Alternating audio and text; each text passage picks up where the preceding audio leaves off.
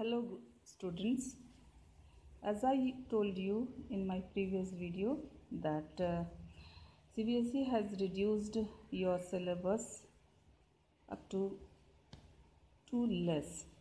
So we have get an opportunity to revise once again your chapters. So I decided to revise first of all chapter tissue, which is new for you. So let's start chapter 6 tissue.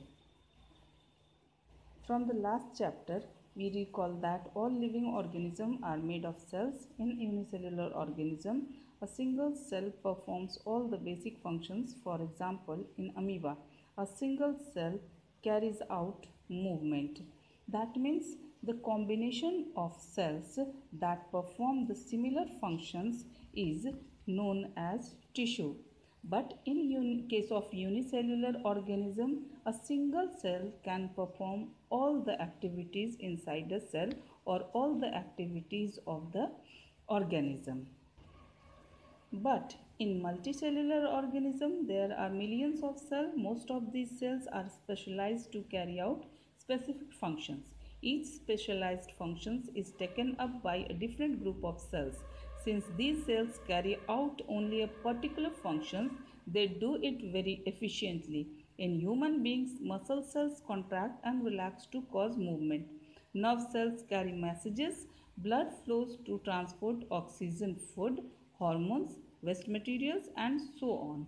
But in plants, vascular tissue conduct food and water from one part of the plant to other parts. So multicellular organism shows division of labor.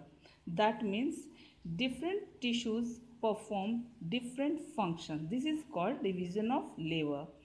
Cells specialized in one functions are often grouped together in the body. This means that a particular function is carried out by a cluster of cells at a definite place in the body. Cluster means combination of cells. This cluster of cells called a tissue is arranged and designed so as to give the highest possible efficiency of function. Blood, phloem and muscles are all examples of the tissues. So a group of cells that are similar in structure and or work together to achieve a particular functions forms of tissue. That means such as muscular tissue consists of many muscular cells, and also blood is a connective tissue. It is made up of many types of cells such as RBC, WBC, etc.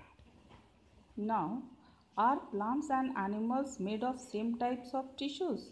The answer will be no, because there are noticeable differences between the two. Plants are stationary. Stationary means fixed to a single point. They cannot move since they have to be upright. That means they have to be fixed.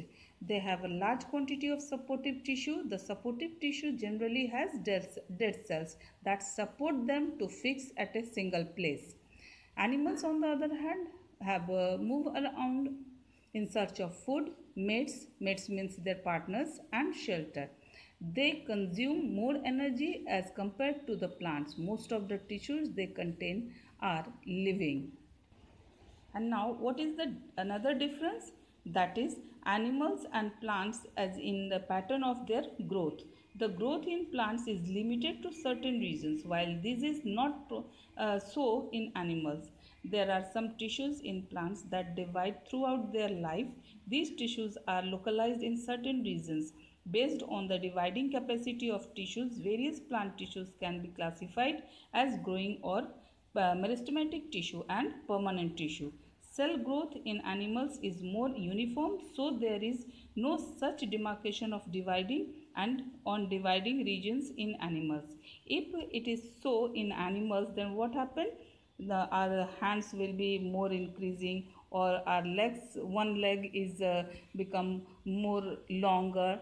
So it is not possible in animals.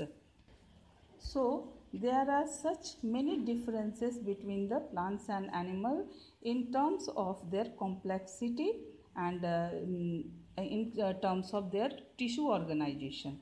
So we can study in this chapter one by one. First, we have to study plant tissue and then animal tissue, and both are totally different from each other. Now, we will explain our plant tissue in our next video. Till then, goodbye. Thank you.